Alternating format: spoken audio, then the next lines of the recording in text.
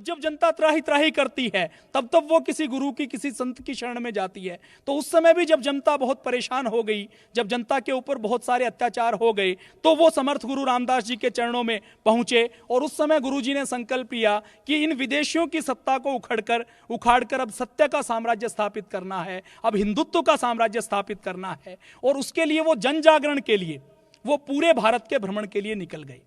उसके बाद उन्होंने नेटवर्किंग की, संगठन की शुरुआत की। संगठन की शुरुआत उन्होंने कैसे की, आप जब जानेंगे तो आश्चर्य करेंगे कि उन्होंने संगठन की शुरुआत की, एक व्यक्ति को पकड़ा, उसको अपना शिष्य बनाया और उसको फिर लक्ष्य दिया कि तुम्हें आगे 11 व्यक्तियों को जोड़ना है।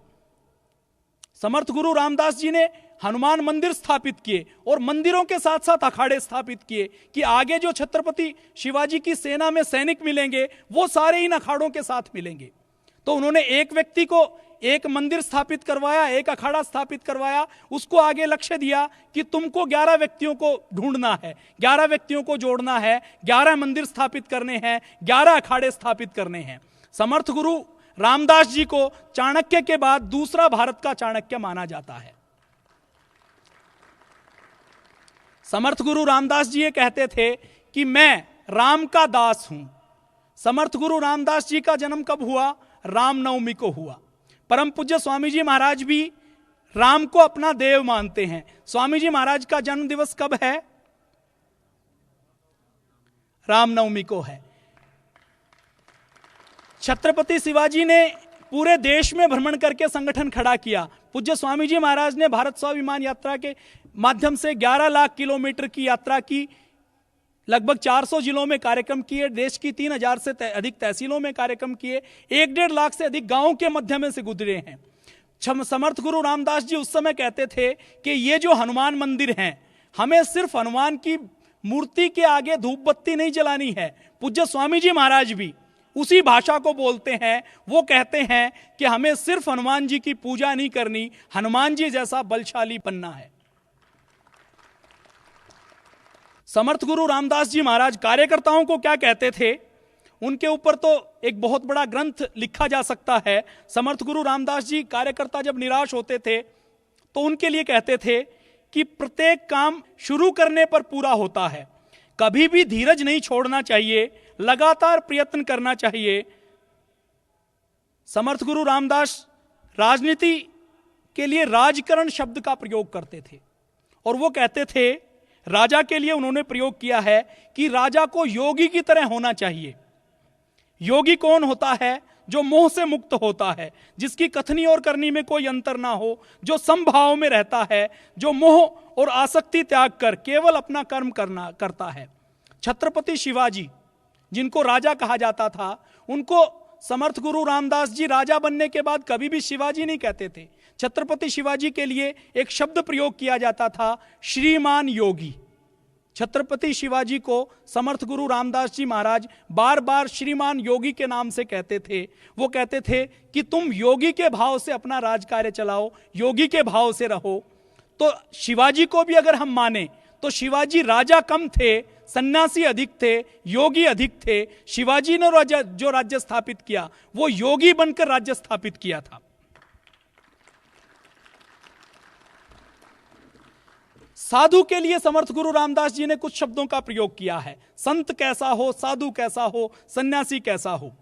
तो समर्थ गुरु रामदास जी कहते हैं कि गृहस्थ को तो देश व समाज के लिए काम करना चाहिए, परंतु साधु को गृहस्थ से कई गुना अधिक काम करना चाहिए।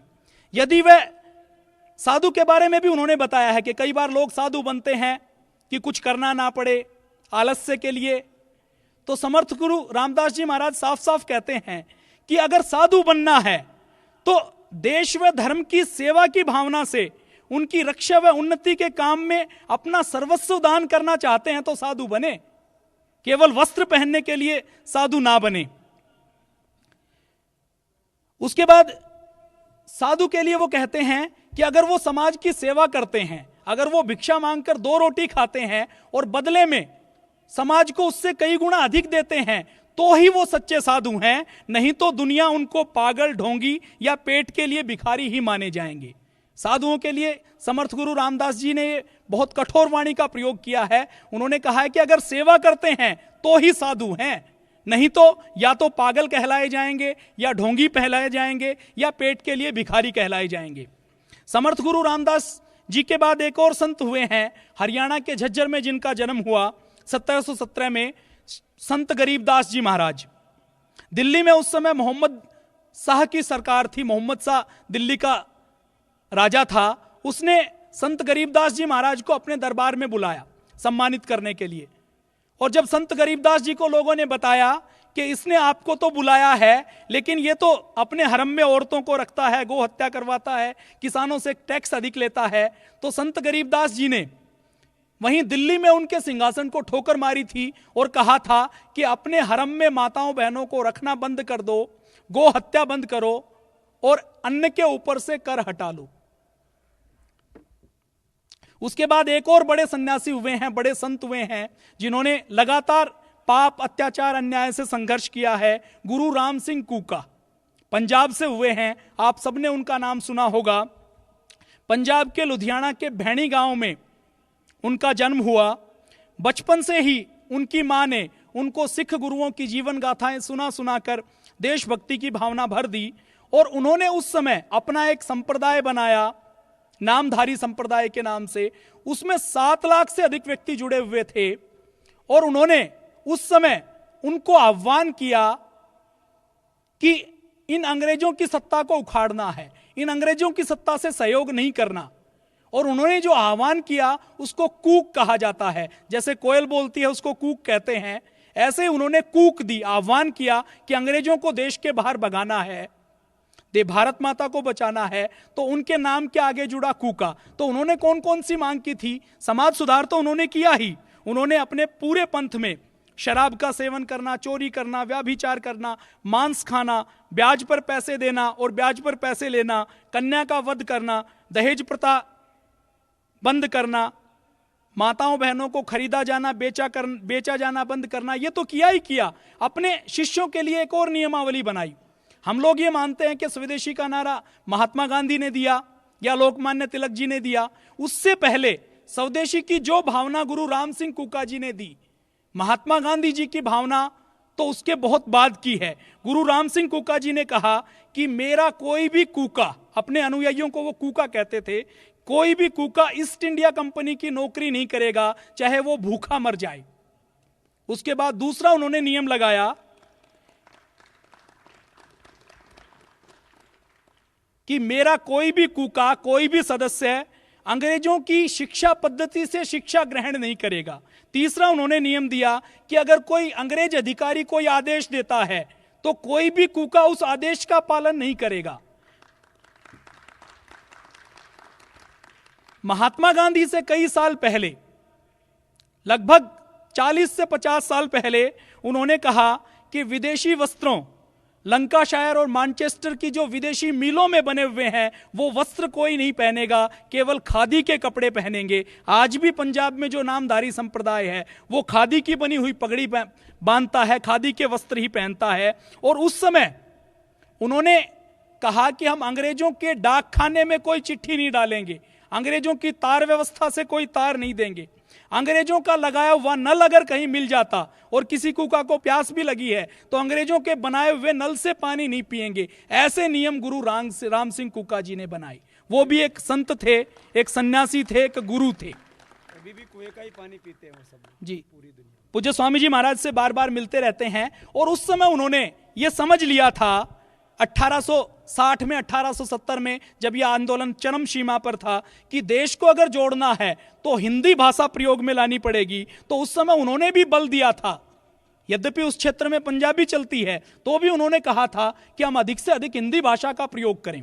उस समय का जो एक अंग्रेज अफसर है R.G. टेलर, वो अपने उच्च अधिकारी को जो रिपोर्ट देता है, उस रिपोर्ट में क्या लिखता है, इसकी 3 लाइनों की चर्चा हम करेंगे तो हमें पता लग जाएगा कि साधु संतों का कितना बड़ा योगदान है।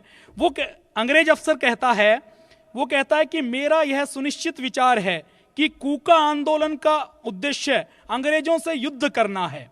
देश में हमारे विरुद्ध गहरा षड्यंत्र चल रहा है। राम सिंह कूका ने 7 लाख विद्रोहियों को तैयार किया है। अनुयायी नहीं कह रहा, विद्रोहियों को तैयार किया है। और ये 7 लाख व्यक्ति गुरु राम सिंह कूका के इशारे पर अपनी जान तक देने के लिए तैयार हैं। इनका एक ही उद्देश्य है, ये हमें देश के बाहर निकालना चाहते हैं। ये एक संत के पीछे 7 लाख व्यक्ति खड़े थे।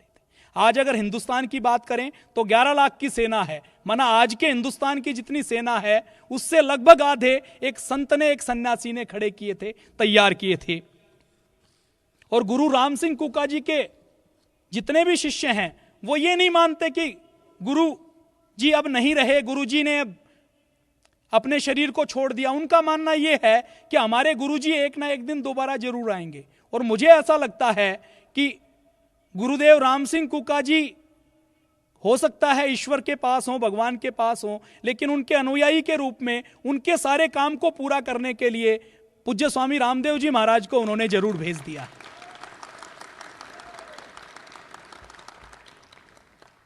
ऐसे ही 1757 के युद्ध के बाद जब 1857 में क्रांति हुई, उसके बीच में आदिवासी लगातार संघर्ष करते रहे। बड़ा विद्रोह 1857 में हुआ, लेकिन आदिवासियों का विद्रोह कभी रुका नहीं। तो बिरसा मुंडा का आपने नाम सुना है। बिरसा मुंडा को तो धरती बाबा कहा जाता था, धरती का भगवान कहा जाता था। सारे आदिवासी उनको अपने भगवान के रूप में, अपने गुरु के रूप में, अपने संत के रूप में, उनके लिए सन्यासी के रूप में थे।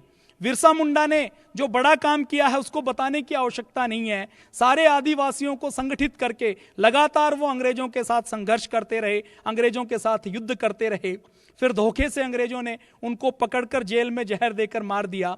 लेकिन बिरसा मुंडा के बाद भी ये रुका नहीं आदिवासियों का विद्रोह। सिद्धू कान्हो ने, पीताम्बर ने, लगातार ऐसे बहुत से आदिवासियों के नेता हुए हैं उन सबका जीवन भी संत की तरह, सन्यासी की तरह था, जिन्होंने लगातार अंग्रेजों के साथ संघर्ष किया। ऐसे ही जैसे आज पूज्य स्वामी जी महाराज हैं, ऐसे ही एक और संत हुए हैं जो पूज्य स्वामी जी की तरह ही 2 वस्त्रों में रहते थे। पूज्य स्वामी जी महाराज की तरह ही उनके खुले हुए केश थे, उन्हीं की तरह दाढ़ी थी, उन्हीं की तरह चेहरे के ऊपर तेज था। ऐसे एक और बड़े संत हुए हैं अल्लूरी सीताराम राजू। 1897 के बाद का उनका समय है। आंध्र प्रदेश के नरसापुर जिले में उनका जन्म हुआ। उन्होंने वहां अंग्रेजों के साथ लगातार संघर्ष किया, लगातार लड़ाई लड़ी। उन्होंने मान्यम जिले के आदिवासियों को संगठित करके सेना बनाई और उस सेना को फरसा, भाला, कुल्हाड़ी, लाठी, धनुष्बाण के साथ प्रशिक्षित करके लगातार अंग्रेजों के साथ संघर्ष किया। और उनके संघर्ष का तरीका भी कैसा था कि आज अंग्रेजों के इस थाने के ऊपर अधिकार करना है, तो वो एक दिन पहले उनको सूचना भिजवा देते थे कि कल तुम्हारे थाने पर हम तुम्हारे अस्त्र शस्त्र लेने के लिए, तुम्हारी गलत व्यवस्थाओं को बदलने के लिए आने वाले हैं। एक दिन का समय देते थे। जो छोड़कर भाग जाते हैं वो तो छोड़कर भाग जाते थे, नहीं तो फिर उनको मार दिया जाता था, उनको भगा दिया जाता था। तो 90% ऐसा ही होता था कि वो अल्टीमेटम देते थे और अंग्रेज अपना थाना छोड़कर भाग जाते थे। तो अल्लूरी सीताराम राजू, जैसे हम भगत सिंह को अपना आदर्श मानते हैं, ऐसे ही पूरे आंध्र प्रदेश में, पूरे दक्षिण में अल्लूरी सीताराम राजू जी को अपना आदर्श माना जाता है। गांधी जी और नेताजी सुभाष चंद्र बोस, इनको बड़ा नेता भारत का माना जाता है। ये बड़े नेता भी अल्लूरी सीताराम राजू से प्रेरणा पाते थे और ये कहते थे कि हमें तो अल्लूरी सीताराम राजू के रास्ते पर चलना है, उनको अपना वो आदर्श मानते थे। तो अल्लूरी सीताराम राजू के देखने में कैसे थे?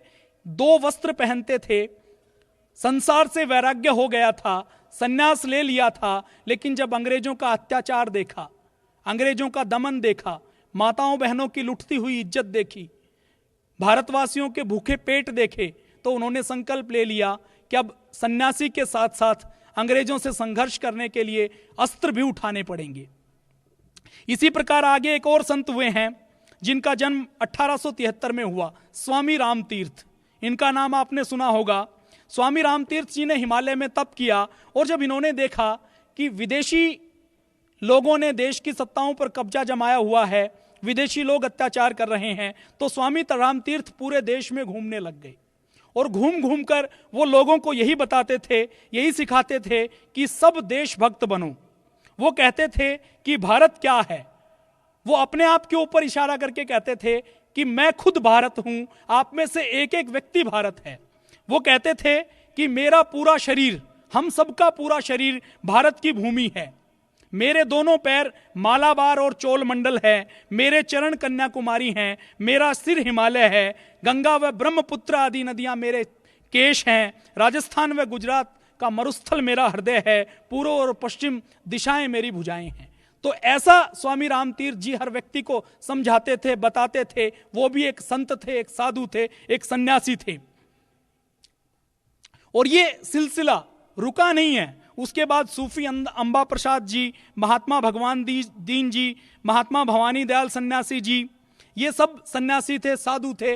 स्वामी श्रद्धानंद जी का नाम आपने सुना होगा, जिन्होंने गुरुकुल कांगड़ी की स्थापना की, जिन्होंने लगातार अंग्रेजों के साथ संघर्ष किया। और अंग्रेजों के साथ ही नहीं किया, महात्मा गांधी को वो आदर्श मानते थे, लेकिन जब महात्मा गांधी की भी कोई बात उनको पसंद नहीं आती थी, उस समय की कांग्रेस की कोई बात पसंद नहीं आती थी, तो जरूरत पड़ती थी तो उनका भी विरोध करते थे। इसी प्रकार राजस्थान में एक और सन्यासी हुए हैं जिन्होंने अंग्रेजों के साथ लगातार संघर्ष किया, गोविंद गिरी के नाम से, गुरु गोविंद गिरी के नाम से जिनको जाना जाता है। भील समुदाय, आदिवासी समुदाय, राजस्थान में आप में से कोई भाई होगा तो वो अच्छी तरह जानता होगा। उनको उन्होंने संगठित किया, उनकी बुराइयां छुड़वाई, और बुराई छुड़ाने के बाद उनका एक संगठन बनाया जिसका नाम दिया संप सभा। राजस्थान के डूंगरपुर में, बांसवाड़ा में, दक्षिण मेवाड़ में, सिरोही में और गुजरात और मालवा के क्षेत्र में इनके लाखों की संख्या में अनुयायी थी। 1919 में जलियांवाला जैसा कांड हुआ है, ऐसा ही जलियांवाला जैसा कांड 1908 में, जब उन्होंने लाखों आदिवासियों की, लाखों भीड़ अनुयायियों की अंग्रेजों से संघर्ष करने के लिए एक जगह जब वो इकट्ठे हुए मानगढ़ की पहाड़ी पर, तो अंग्रेज सेना ने चारों ओर से उनको घेर कर लगातार गोलियां चलाई और उसमें लगभग 2000 से अधिक आदिवासी भाइयों और बहनों ने अपना बलिदान दिया। लेकिन उन 2000 व्यक्तियों के बलिदान से वहां के क्षेत्र के पूरे आदिवासी भाई और बहन गोविंद गिरी जी के नेतृत्व में संगठित हुए, लगातार संघर्ष किया। तो गोविंद गिरी जी कौन थे? एक गुरु थे, एक संत थे, एक साधु थे, एक सन्यासी थे। इसी प्रकार आसाम में स्वामी शंकरदेव जी का नाम आपने सुना होगा। हमारे गुरुदेव जी का नाम भी स्वामी शंकरदेव जी था। आसाम में स्वामी शंकरदेव जी के नाम से एक गुरु हुए हैं जिनका जन्म नौगांव में हुआ। वो भी पूरे आसाम में भ्रमण करते रहे, और जैसे हम योग की कक्षाएं स्थापित करते हैं, ऐसे ही उन्होंने आसाम के गांव-गांव में जाकर नाम घरों की स्थापना की कि नाम घरों के माध्यम से भारतीय संस्कृति का प्रचार हो, धर्म का प्रचार हो, लोग संगठित रहें। अपने देश में ये तो साधु संतों का अन्याय और अत्याचार के प्रति संघर्ष है। राष्ट्र निर्माण की बात हो, सृजनशीलता की बात हो, कुछ नया करने की बात हो, तो भी साधु सन्यासियों का एक बड़ा योगदान है। अपने देश में आजादी के बाद एक बड़ा आंदोलन चला, भूदान आंदोलन, आप सबने सुना होगा। संत विनोबा भावे, आचार्य विनोबा भावे का नाम भी आपने सुना होगा। महात्मा गांधी के राजनीतिक पुत्र के रूप में जो मलाई खाने का काम किया, वो तो पंडित जवाहरलाल नेहरू जी ने किया। और महात्मा गांधी के विचारों को जीने का काम जिसने किया, उस व्यक्ति का नाम संत विनोबा भावे था। उस समय जब आजादी के बाद बहुत से लोग भूमिहीन थे, जिनके पास भूमि नहीं थी, जिनके पास खाने के लिए 2 वक्त की रोटी नहीं थी, क्योंकि अंग्रेज व्यवस्थाओं को खराब करके जा चुके थे। और उस समय यह लगता था कि जो नई सरकार आई है उसने भी कुछ अच्छा नहीं किया। तो उन्होंने 1951 में, आजादी के 4 साल बाद, एक आंदोलन शुरू किया, भूदान आंदोलन। वो हर गांव में जाते थे, यात्रा करते थे और गांव के लोगों को इकट्ठा करके ये कहते थे कि आपके पास जो जमीन है उसका एक हिस्सा आप रख लो और 3 या 4 हिस्से आप देश व समाज के लिए दान कर दो। तो इस प्रकार उस समय भारत में 30 करोड़ एकड़ भूमि जोतने लायक मानी जाती थी। तो उस समय संत विनोबा भावे ने भूदान आंदोलन के माध्यम से 45 लाख एकड़ भूमि दान में इकट्ठी की थी। जर जोरू जमीन, माना भूमि जिसके लिए लोग संघर्ष करते हैं, भाई भाई के साथ लड़ाई करता है, बाप बेटे के साथ लड़ाई करता है, वो उस वस्तु को जब एक संत मांगता है, एक सन्यासी मांगता है, तो लोग दे देते हैं। ऐसे ही एक जमींदार ने, जिसने अपने 100 एकड़ भूमि संत विनोबा भावे को दान कर दी, तो उस समय एक पत्रकार पूछता है कि इस भूमि के लिए तो बड़ी बड़ी लड़ाइयां और संघर्ष होते हैं, गोलियां चलती हैं, लोग एक दूसरे को मार देते हैं, ये भूमि तुमने विनोबा भावे को क्यों दे दी? तो उसने कहा कि विनोबा भावे एक संत हैं, एक साधु और सन्यासी हैं, इन्होंने मांगी तो मैंने दे दी, क्योंकि इनका खुद का कुछ भी नहीं है। ये जो करेंगे देश व समाज के कल्याण के लिए करेंगे। किसानों का जो बड़ा आंदोलन चला, किसानों के आंदोलन का नेतृत्व 1930-40 से लेकर लगातार जो चलता रहा, स्वामी सहजानंद सरस्वती जी ने किया। गाजीपुर जिले में जिनका जन्म हुआ, जो उत्तर प्रदेश के रहने वाले हैं और बिहार के रहने वाले हैं, उन्होंने उनका नाम खूब सुना होगा, खूब वो जानते होंगे। आज़ादी के आंदोलन की भी अगर हम बात करें तो आज़ादी के आंदोलन के जितने क्रांतिकारी हुए हैं उनकी जड़ें कहीं ना कहीं साधुओं और सन्यासियों से जुड़ी हुई हैं। महर्षि दयानंद जिनकी चर्चा हमने की, महर्षि दयानंद के शिष्य थे श्यामजी कृष्ण वर्मा जी, जिनको उन्होंने देश के बाहर लंदन में भेजा देश का प्रचार प्रसार करने के लिए, क्रांतिकारियों को तैयार करने के लिए। फिर श्यामजी कृष्ण वर्मा के शिष्य हुए वीर सावरकर जी और लाला हरदयाल जी, लाला लाजपत राय जी।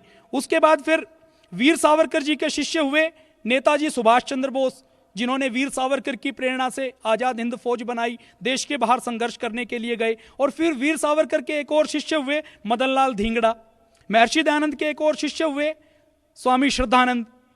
महर्षि दयानंद के एक और शिष्य हुए भाई परमानंद। भाई परमानंद जी ने किनको तैयार किया? सरदार भगत सिंह को तैयार किया, सुखदेव को तैयार किया, क्योंकि वो नेशनल कॉलेज में पढ़ाते थे। इसी प्रकार एक और क्रांतिकारी हुए गेंदालाल दीक्षित जी, ठाकुर रोशन जी और पंडित राम प्रसाद बिस्मिल का नाम आपने सुना होगा। पूज्य स्वामी जी महाराज जिनका नाम बार बार लेते हैं और उनसे प्रेरणा पाने के लिए कहते हैं, उन पंडित राम प्रसाद बिस्मिल जी के जीवन पर 100% आर्य समाज का, महर्षि दयानंद का प्रभाव था। उनको बचपन में जब वो आर्य समाज में थे, आर्य समाज में गए, तो स्वामी सोमानंद के नाम से एक साधु मिले।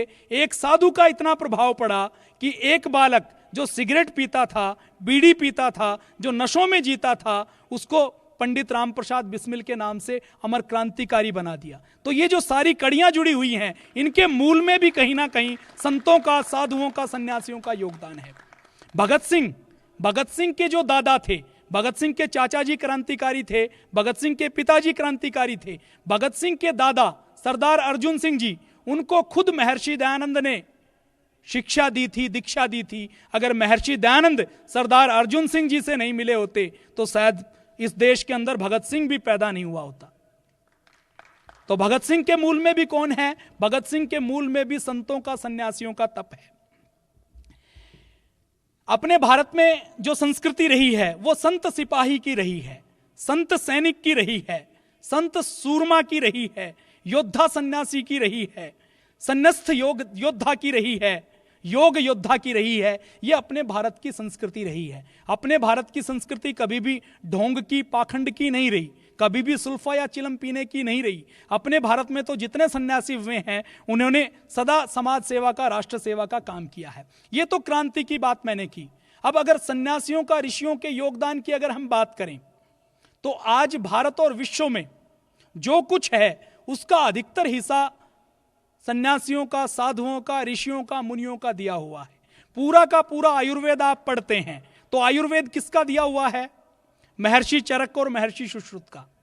जितनी भी आज की आधुनिक सर्जरी है वो सब महर्षि सुश्रुत की दी हुई है। और आयुर्वेद की जड़ी बूटियों का जितना भी ज्ञान विज्ञान है, शरीर रचना क्रिया विज्ञान का जितना विज्ञान है, वो सब महर्षि चरक और सुश्रुत का दिया हुआ है। तो चिकित्सा विज्ञान किसने दिया है? ऋषि मुनियों ने दिया है, संतों ने दिया है।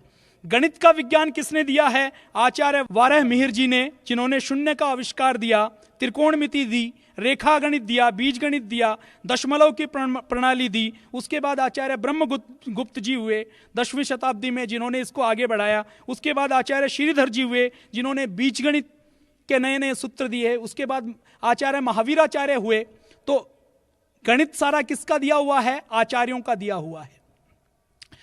उसके बाद वैदिक गणित जिसकी चर्चा अब हम सुनते हैं, जो भी मिनटों में कैलकुलेशन करते हैं वो वैदिक गणित के माध्यम से करते हैं। तो ये वैदिक गणित जो वेदों में हमारे ऋषियों ने दिया था, ये वैदिक गणित के सूत्र सारे गुम हो गए थे। इनको सूत्रों को दोबारा लाने का जो काम किया वो आधुनिक काल में भी एक संत ने किया, एक सन्यासी ने किया। हमारे पुरी के शंकराचार्य हैं श्रीमद भारती कृष्ण तीर्थ जी, जिन्होंने वैदिक मैथमेटिक्स के जो 30-32 पुराने सूत्र थे उन सबको दोबारा वापस लाए और उन सबको ठीक किया। पूरा का पूरा विमान शास्त्र महर्षि भारद्वाज जी ने दिया है। और महर्षि भारद्वाज जी ने जो आज का विमान जितने हम देखते हैं, फाइटर प्लेन हो, चाहे जेट प्लेन हो, चाहे वो यात्रियों वाले प्लेन हो, उन सब के अलावा ऐसे 50 प्रकार का वर्णन उन्होंने दिया है। उन्होंने कितना डिटेल में वर्णन दिया है, इसकी जानकारी के लिए हम एक घटना की चर्चा करेंगे। महर्षि भारद्वाज जी ने अपने विमान शास्त्र में लिखा है कि पायलट को कभी भी खाली पेट विमान नहीं उड़ाना चाहिए। अब आधुनिक विज्ञान तो इन बातों को मानता नहीं है, तो अपने एयरफोर्स के हैदराबाद बेंगलोर में जो एयरफोर्स है उसकी वायुसेना में फाइटर प्लेन जब भी उड़ाते थे तो उनकी दुर्घटना हो जाती थी। तो उन्होंने जब विश्लेषण किया तो ये पाया कि खाली पेट जब पायलट विमान उड़ाते हैं तो दुर्घटनाएं अधिक होती हैं। और 1971 में उन्होंने नियम बनाया कि कोई भी जब प्लेन उड़ाएगा तो खाली पेट नहीं उड़ाएगा, पेट भरा ही होना चाहिए। तो महर्षि भारद्वाज जी ने, जो आज ये बात सिद्ध हुई, वो अपने विमान शास्त्र में कई साल पहले लिख दी थी। तो पूरे का पूरा विमान शास्त्र किसने दिया? महर्षि भारद्वाज जी ने दिया। हमारे एक ऋषि ने, हमारे एक साधु संत सन्यासी ने दिया। नौका शास्त्र, आचार्य चाणक्य का नाम आपने सुना है। वो भी एक उच्च कोटि के सन्यासी थे, उच्च कोटि के साधु थे, ऋषि थे। चाणक्य नीति के नाम से उन्होंने राजनीति शास्त्र का अद्भुत ग्रंथ दिया। नौका शास्त्र के बारे में भी आचार्य वाराहमिहिर से लेकर चाणक्य जी के अर्थशास्त्र में उन्होंने नौका कैसी बनाई जाए, उसकी लकड़ी कैसी हो, इसकी सारी जानकारी दी है। और 1811 में भारत का नौका शास्त्र कितना अच्छा था। 1811 में अंग्रेजों का एक लेफ्टिनेंट वॉकर लिखता है कि ब्रिटेन में जो जहाज बनते हैं उनकी हर 12 साल में मरम्मत करनी पड़ती है, लेकिन जो जहाज भारत में बनाए जाते हैं वो 50 साल तक बिना मरम्मत के काम में आते हैं। तो ये सारे के सारा नौका शास्त्र, ये सब हमारा आचार्यों का दिया हुआ है। वस्त्र उद्योग, आज जो भी कपड़े हम पहनते हैं, इस कपड़े की कपास और कपास से धागा बनाना, कपास का सबसे पहले इस्तेमाल, कपास की सबसे पहले खोज, और वस्त्र उद्योग में नई मशीन बनाना यह बड़ा आविष्कार नहीं है। सबसे पहले जिसने तकली बनाई, सुई बनाई जिससे लिपटकर धागा बनता है, और धागे से जो वस्त्र बनता है वो वस्त्र निर्माण की पूरी कला की देन, पूरे आविष्कार की देन एक ऋषि हुए हैं, महर्षि गृहस्थमद। उन्होंने ये वस्त्र विज्ञान दिया। उन्होंने सबसे पहले कपास की खोज की और कपास की खोज से धागा बनाया, फिर धागा से वस्त्र बनने शुरू हुए। राजनीति विज्ञान के बारे में आप सबको पता है, राजनीति शास्त्र के बारे में, राजकार्य कैसा हो उसके बारे में आचार्य चाणक्य जी का आपने नाम सुना है, महर्षि वशिष्ठ, विश्वामित्र जी, योगीराज श्री कृष्ण जी, योगेश्वर श्री कृष्ण जी, इन सब का नाम आपने सुना है। इन सब ने जब जब जरूरत पड़ी है तो राजनीति में हस्तक्षेप किया है।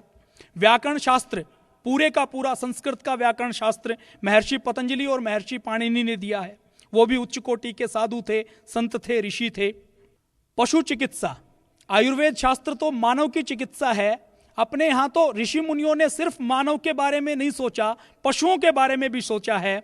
अगर हम अकेले घोड़ों की बात करें तो आचार्य शालिहोत्र नाम के एक ऋषि हुए हैं, एक आचार्य हुए हैं 8वीं शताब्दी में, जिन्होंने घोड़ों के कितने प्रकार के रोग होते हैं, क्या क्या रोग होते हैं, कैसे उनका निदान किया जाए, कैसे उनका उपचार किया जाए, उसके बारे में सबसे पहले पूरे संसार में शोध किया और उसका ग्रंथ लिखा।